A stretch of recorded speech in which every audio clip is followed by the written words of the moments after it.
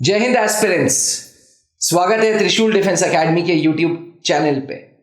त्रिशूल defence academy पिछले 20 साल से फौज में कमीशन्ड अफसर बनाने के लिए एक अच्छी रिटायर्ड अफसरों की संस्था मानी जाती है।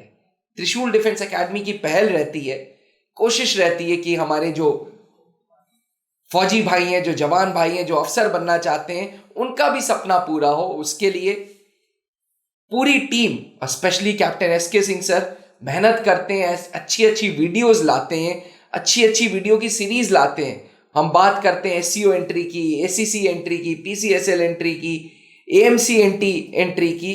पर आज एक मुद्दा है जो मेरे को थोड़ा सा परेशान कर रहा है। सर, परेशान करने वाली बात यह है कि जो हमारे जो अदर रैंक्स के जवान भाई हैं, वो एक हैंडसम अमाउंट सैलरी अर्न कर रहे होंगे फौज में। आई एम श्योर ये जो पे कमीशन आते हैं, 6th पे कमीशन, 7th पे कमीशन, इससे सैलरी हाइक मिलती है और सैलरी अच्छी मिलती है जी। इंडियन आर्म्ड फोर्सेस अच्छी सैलरी देता है, अच्छे पर्क्स देता है, अच्छे बेनिफिट्स देते हैं, आप भी मानेंगे। बिल्कुल। अब जब जैसे जैसे उम्र होती है वैसे वैसे जिम्मेदारी होती है।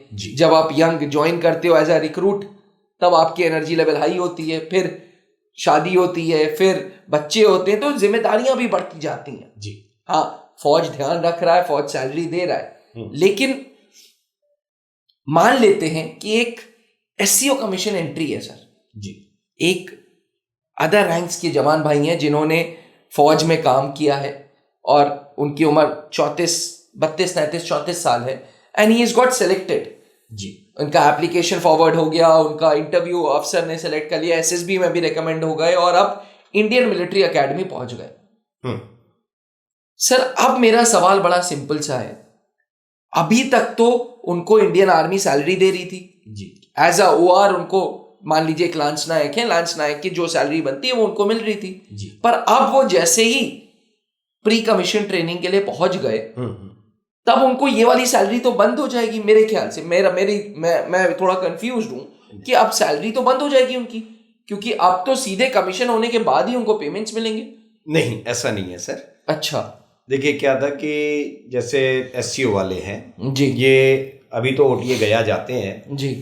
आने वाले टाइम में ये आईएमए आएंगे वापस, क्योंकि शुरू में भी ये आईएमए ही जाते थे। जब ओटीए गया बन गई तो ये ओटीए गया जाने लग गए जी।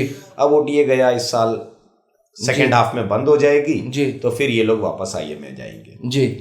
और एसीसी, जो कि एसीसी विंग सामने आईएमए के, वहां जाते हैं और फिर वो चौथे साल में आईएमए में चले जाते हैं। तो जो भी सर्विस एंट्री कैंडिडेट्स रिकमेंड होते हैं, एसीसी, एससीओ और पीसीएसएल, ये सभी कैंडिडेट्स अपनी उसी सैलरी को कैरी करते हैं। अच्छा, ठीक है। ये सैलरी वही मिलती रहती है। अब वो वही सैलरी मिलती है, क्या मिलती है इसका डिफरेंस जरा समझिए।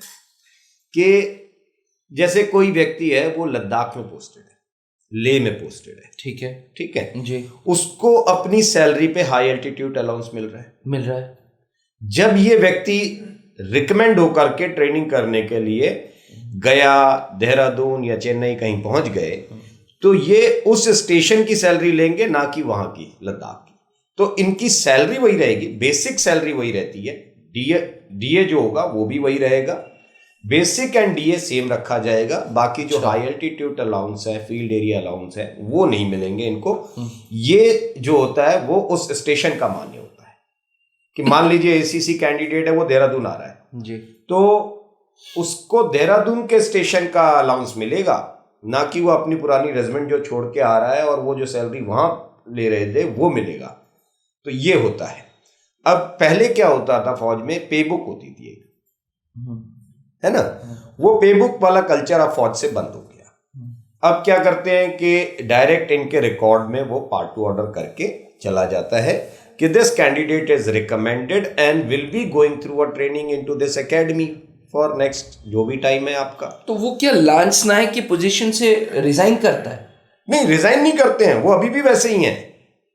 अच्छा, ट्रेनिंग के दौरान भी वो लांस नायक ही हैं। हाँ, फौज की रैंक कैरियर, हाँ, फौज की नजर में वो वही हैं जी। वो उनके रिकॉर्ड ऑफिस में जाएगा पार्ट 2 ऑर्डर होकर के, और वो रिकॉर्ड फिर PAOR जहां से इनकी सैलरी बन के आती है तो वो वहां भेज देते हैं, तो इनकी जो सैलरी होगी वो वहीं से आएगी PAOR से, और वो उस स्टेशन के हिसाब से आएगी। मान लीजिए देहरादून में आए हैं, एक लड़का जो नया आया है जो सिपाही है अभी जी, और उसने ACC कमीशन ले लिया जी, तो उसकी जो बेसिक प्लस DA जो बनता था वो प्लस देहरादून में जो अलाउंस मिलता होगा, सिटी अलाउंस है या व्हाटएवर इट इज, वो मिलेगा।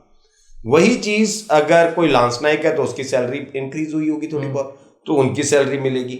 SCO कमीशन वाले, अब आप चाहे कारगिल से आ रहे हो चाहे आप सियाचिन से आ रहे हो, सियाचिन में आपकी सैलरी बहुत अच्छी रही होगी क्योंकि वहां अलाउंस बहुत थे, बट जब आप आए कमीशन होने के बाद गया, तो अब यहां इस शहर में क्या क्या अलाउंसेस मिल सकते हैं वो, बट आपकी बेसिक और DA वही रखा जाएगा।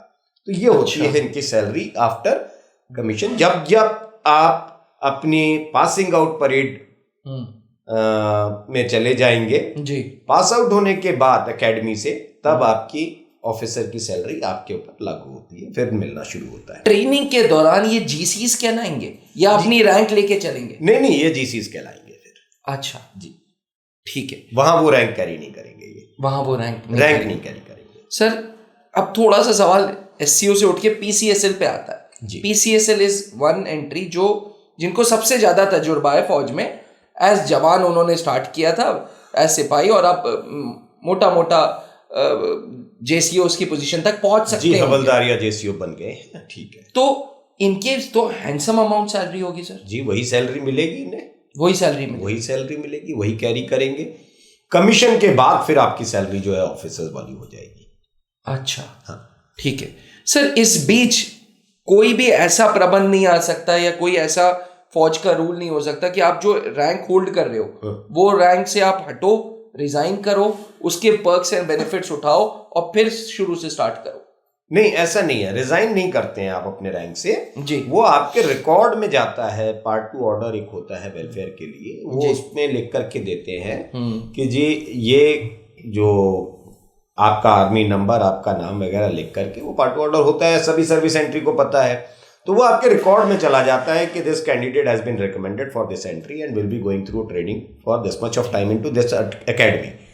तो वो रिकॉर्ड जो है फिर वो आपका आगे POR को भेज देता है और वो आपकी सैलरी रिलीज करते हैं उस हिसाब से। मतलब एक चीज तो क्लियर हो गई कि सर्विस एंट्री का फौज, जब वो लोग फौज में कमीशन अफसर की भी ट्रेनिंग कर रहे हैं तब भी सर्विस एंट्री पे बहुत फोकस फौज का रहता है। जी हाँ, इसमें एक एक्सेप्शन भी है सर जी, कि AMC जी जो सबसे अच्छी एंट्री मानते हैं, AMC एंट्री में क्या है, जैसे ये प्री कमीशन ट्रेनिंग होती है, बाकी ACC, SCO, PCSL pre commission training है, और AMC NT जो होती है वो पोस्ट कमीशन ट्रेनिंग होती है। अच्छा। तो वहां पर जिस दिन ये आप अपने लखनऊ जाएंगे सेंटर एंड स्कूल के अंदर, तो वहां जाते ही AMC के सेंटर एंड स्कूल पहुंचते आपको पहले दिन स्टार लग जाते हैं। पहले दिन आप लेफ्टिनेंट बन जाओगे? हाँ, पहले दिन आप लेफ्टिनेंट बन जाओगे, उसके बाद 2 महीने की ट्रेनिंग है इनकी। अच्छा, तो ये तो बड़ा एक्सेप्शन है सर जी। और इनकी AMC NT की जो सैलरी होती है, इनको स्टार लगने के साथ ही वहीं से स्टार्ट हो जाती है ऑफिसर की। ACC, SCO, PCSL में पहले ट्रेनिंग है, हाँ। उसके बाद वो लोग अफसर बन रहे हैं। हाँ, उसके बाद AMC NT में उल्टा है। हाँ, पहले ऑफिसर बन रहे हैं, उसके बाद आपको जो है फिर ट्रेनिंग दी जा रही है, और आप जो ट्रेनिंग के जो टाइम है उसमें भी एक लेफ्टिनेंट की आप सैलरी कैरी करते हैं। फौजी भाइयों, सपना देखिए अफसर बनने का, क्योंकि जब आप अफसर बनने की ट्रेनिंग कर रहे होंगे ना इंडियन मिलिट्री एकेडमी में या फॉर दैट मैटर OTA गया में, तब फौज आपको सैलरी दे रही होगी। इसलिए इन सारी चीजों को दूर हटा के अपना फाइनेंशियल बर्डन अपने ऊपर से बिल्कुल हटाइए और कमीशन अफसर बनने का सोचिए, उसकी ट्रेनिंग लीजिए। आज ही त्रिशूल डिफेंस एकेडमी के साथ SSB ट्रेनिंग प्रोग्राम में जुड़िए और अपनी पर्सनालिटी को उभारिए, तैयार हो जाइए फौज में अफसर बनने के लिए। Thank you sir, thank you so much. बहुत ही अच्छी चीज आपने हमें क्लियर कर दी। Thank you sir. जहां बनते हैं देश के गौरव, इंडिया का एकमात्र ऐसा कोचिंग इंस्टीट्यूट जहां कैडेट्स को ट्रेन किया जाता है आने वाले डिफेंस एग्जाम के अनुसार। अगर आपका भी सपना है भारतीय सेना में शामिल होकर देश की सेवा करने का, तो आज ही ज्वाइन करें त्रिशूल डिफेंस एकेडमी।